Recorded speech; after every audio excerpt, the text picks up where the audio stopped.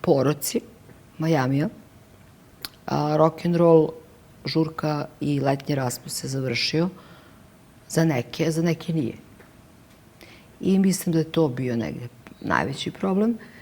Ali koliko vidim, on je sada malo i sazreo i sve, tako da sada imamo stvarno dobar odnos. Ja sam negdje tu uvek i mislila da i ako se razvedemo, da ćemo kad tad, mislim, nijedan razvod nije prijetan, naprotiv, ali mi smo imali sporazumni razvod braka, tako da nije tu bilo nekih cirkusa i skandala.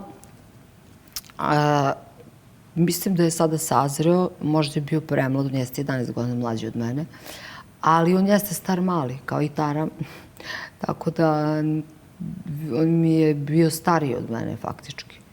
Ko je podneo papire za razvod, ti ili on? Ja. Da li je istina da si se ti razvela na svoj rođendan? Istina je da sam dobila papire za svoj rođendan vraćene jer sam promenila advokatsku kancelariju zato što su oni mislili da sam ja u postporođajnoj depresiji i da ću promeniti mišljenje.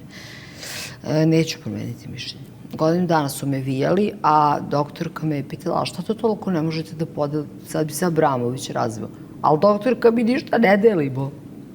I ja samo tražim puno starateljstvo, sve drugo ostavljam. Jesi odmah dobila puno starateljstva? Naravno, ja sam se odrekla svega drugog. Da li Rasta plaća alimentaciju? Naravno da da. To je po zakonu, a i plaćao bi svakako i ovako. Hoće da nam kažeš koliko? Pa ne bih to da pričam, zato što to su lične stvari, ali je dobio upiši sam. Fill in the blanks.